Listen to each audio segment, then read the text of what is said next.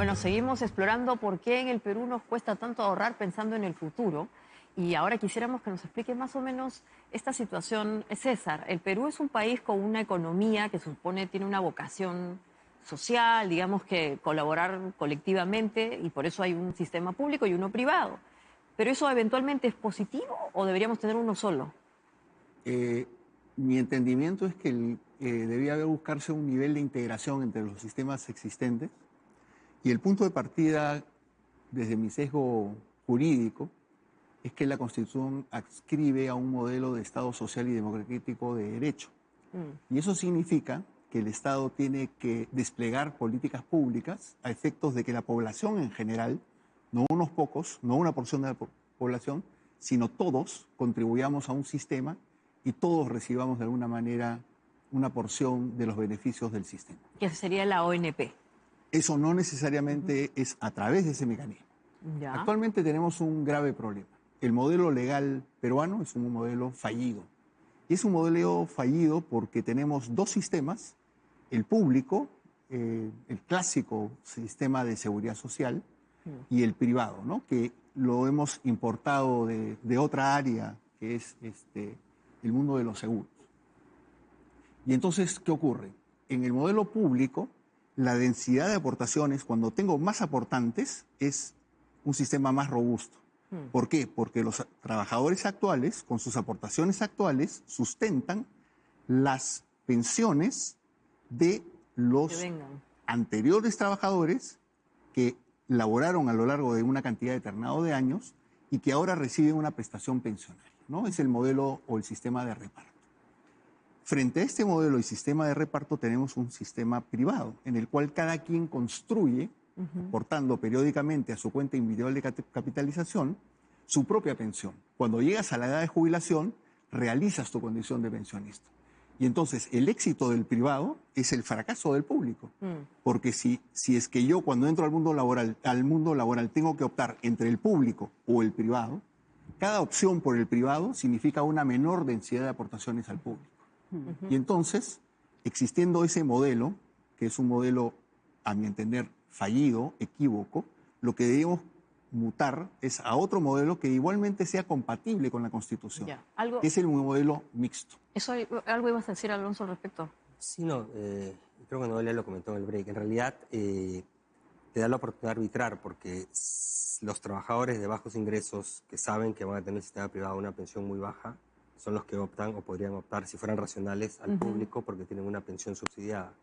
Y los que no se pueden ir al privado. Entonces, al final, tienes un sistema desfinanciado porque no tienes suficientes contribuyentes para sus pensiones, el público, y le tiene que pagar a alguien ese hueco, digamos, ¿no? Entonces, ahí, como comentaba Noelia, hay alternativas, no hay una solución única, ¿no?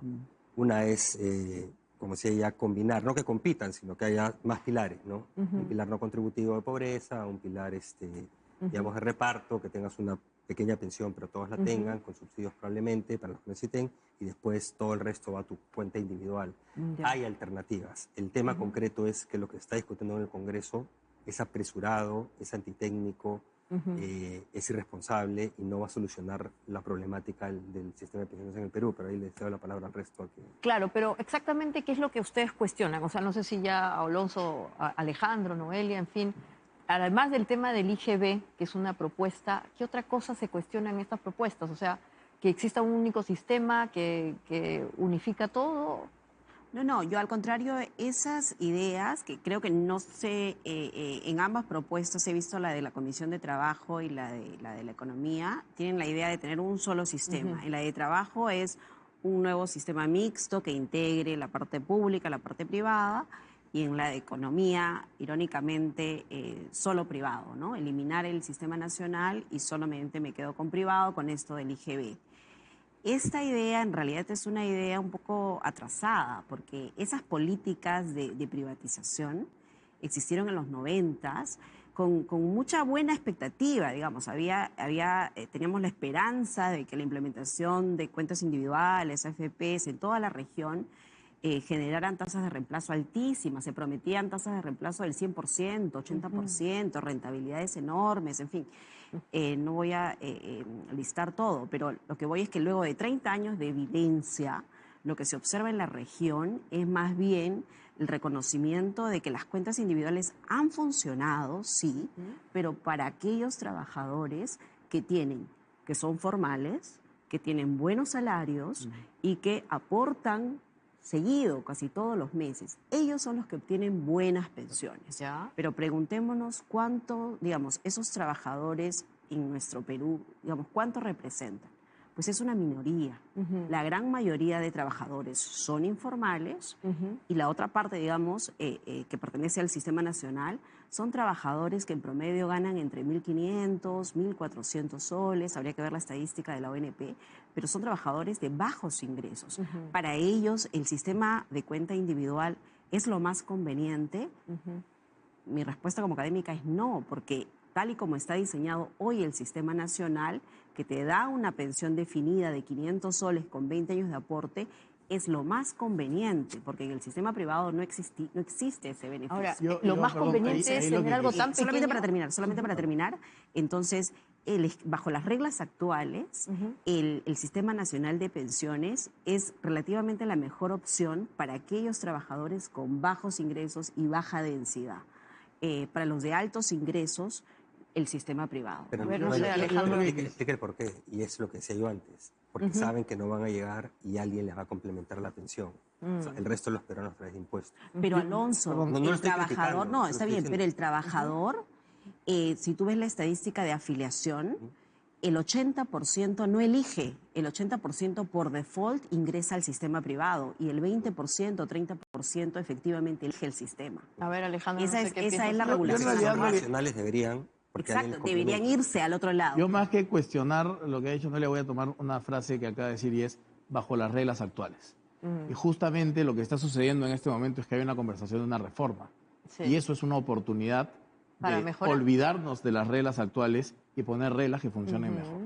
Nosotros somos creyentes en un sistema de cuentas individuales y creemos que cambiando ciertas reglas se puede lograr que incluso gente de menores ingresos pueda acceder a mejores pensiones y además creemos que no hay por qué no pensar en que esa pensión mínima se puede extender a absolutamente todos los pensionistas, incluido el sistema privado de pensiones. Entonces, sí, de acuerdo a que las reglas hoy, para una persona de ingresos bajos, es No son complejo justas. llegar a una, más que justa o injusta, porque al final son Claro. unas reglas, va a ser difícil en un sistema privado llegar a una pensión alta, pero sí creemos que hay una oportunidad hoy de repensar esas reglas. Creo que eso es lo que tenemos la responsabilidad, digamos, en estos momentos en los que hay todas estas reformas sobre la mesa. El MEF tiene una, el Congreso tiene otra. Nosotros hemos aportado algunas ideas, la Asociación de FP otras, y así como nosotros otros grupos. Claro. Y hay que repensar esas ideas y cambiar algunas de las nociones que han estado ancladas, si queremos, por mucho tiempo, porque sí creemos que el sistema individual puede funcionar, pero hay que cambiar ciertas cosas. Claro, ahora, un tema importante, ¿no? Ampliar la cobertura, pero también el monto, ¿no? Es chiquitito, o sea, es menos de un sueldo mínimo. ¿Eso también va a mejorar con este tipo de acercamientos? Pero tienes que aportar más, pues. Tienes que aportar más al sistema. El Alguien problema tiene que es pagar que la factura. la aportación es menor, es muy pequeña. Es muy pequeña. Es muy pequeña. Y Tienes también lo que elevar la sacan, no aportación. menos del sueldo mínimo vital es... Lo que pasa es que el ingreso promedio en el Perú es relativamente bajo.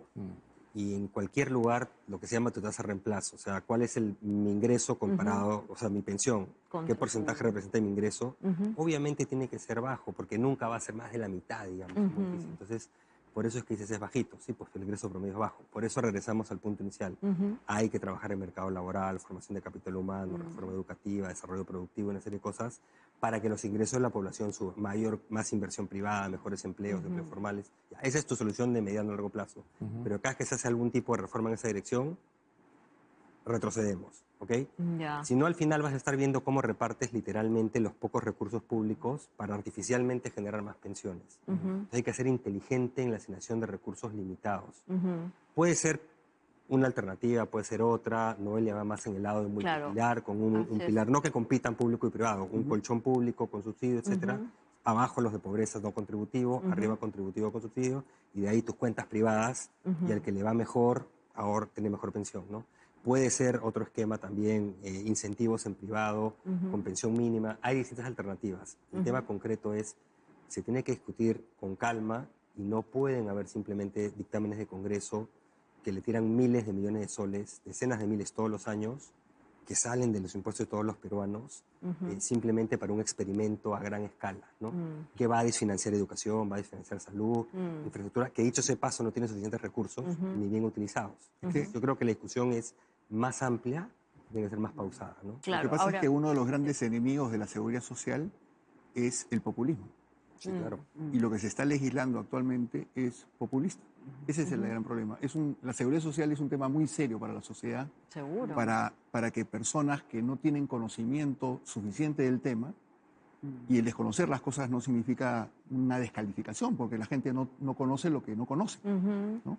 Pero es un tema muy serio y lamentablemente hay una serie de iniciativas que se han dado en el tiempo que están ancladas respecto de expectativas, buenos deseos, pero desconocimiento de reglas básicas de protección social que tienen que ser puestas en valor para efectos de hacer una reforma, para darle continuidad a los servicios que el Perú y el peruano requiere y necesita, ¿no? Ahora, en la región, ya que hemos hablado, el Perú está pues ahí cerca de Chile, de Colombia, en fin. ¿Cuál es el modelo? El modelo peruano está muy inspirado en el chileno está dando ahí unas vueltas.